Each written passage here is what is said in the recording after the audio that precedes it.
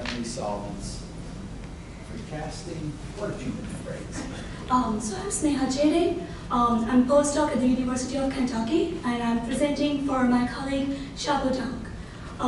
So this work is about looking for potential of the green solvent in the water treatment membrane preparation. I think many of us we are familiar with the typical phase inversion step, which is involved in the membrane preparation. So where we spread a dope polymer solution on a suitable substrate, and then we immerse this substrate along with this polymer solution in an anti-solvent bath, such that the solvent will leave the solution, will dissolve in the water, leaving behind a polymer film, which is our membrane. So whether it's going to be a laboratory scale process or production scale, huge quantities of solvents are involved. And many of these solvents, which are traditionally hazardous solvents, they can have a negative impact on operational safety, cost, environment, and human health. In fact, right now in Europe, most of these traditional solvents, they are being put as a substance of concern, and with so many rules and restrictions around them. And they are soon, in the near future, going to ban the use of most of these solvents. Make a note, NMP is one of those, and we know that NMP is being used, is one of the most common solvent used in membrane fabrication processes. And that's why in our group we are focusing on looking for a green alternative, a green solvent, which can work beautifully with most of the polymers which are used for membranes. So now, how would one define a green solvent?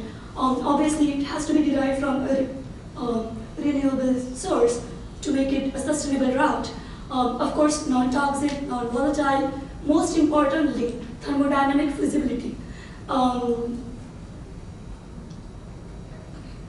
So there are some solvents such as methyl and ethyl lactate, TEP, ionic liquids. They are already been reported or proposed as green alternatives for most of these solvents. But they have some issues associated with them, such as the methyl and ethyl lactate. They can have some problems just working around the different compositions, viscosity of the polymers. Solvents such as TEP, it can actually lead to water pollution. And ionic liquids, although they are being used widely in current research, they can itself, their manufacturing itself cannot be green. We are using this solvent Polar Clean, which is bio-derived. This is the structure of Polar Clean. This is biodegradable and non-toxic. Most importantly, it is thermodynamically compatible with cellulose acetate and polysulfone. And we determine its feasibility by conducting experimental cloud point data. So here we can see, and for that we prepared different compositions using polysulfone. So one set was just using traditional NMP solvent, and one set was different compositions of polysulfone using Polar Clean. And we can see the cloud point curve for the compositions using Polar Clean was way closer to the polymer and solvent axis, even than the solvent NMP, which means it has better compatibility even than the traditional NMP solvent.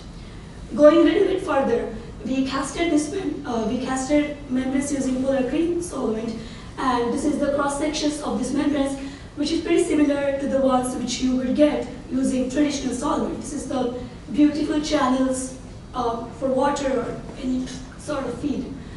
We also conducted some performance studies, that is flux experiments, and this is for the 21% polymer dope solution or the membrane, 22%, and this has to be 23%.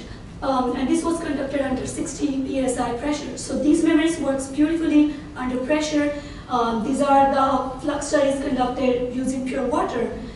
So with this promising result, we are very excited to work with this solvent. And I think this is beautiful green solvent to conclude. Thank you.